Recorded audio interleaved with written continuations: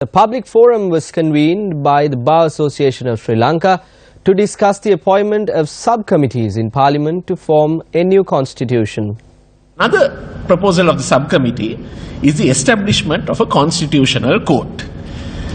The constitutional court to be outside the hierarchy of the present court, of the proposed court structure.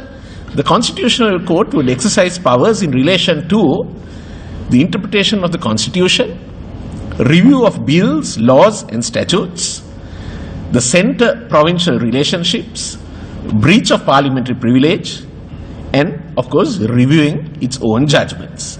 Now, the composition of the constitutional court, it has been proposed by the subcommittee. It should consist of either of distinguished judges, legal practitioners or legal academics with special knowledge of constitutional law. And they should hold office for a 5-year term, which would not be renewed.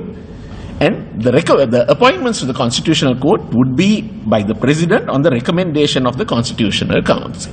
And that there should not be a separate court to exercising the powers of a Constitutional Court.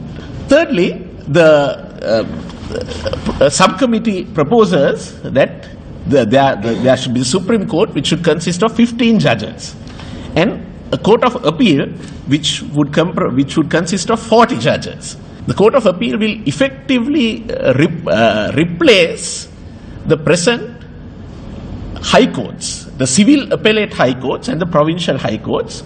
You will have the Court of Appeal sitting in Colombo as well as in the provinces. So you would have one Court of Appeal, but there would be divisions sitting in Colombo, there would be divisions sitting in the provinces, and importantly, the fundamental rights jurisdiction of the Supreme Court would be exercised by the Court of Appeal.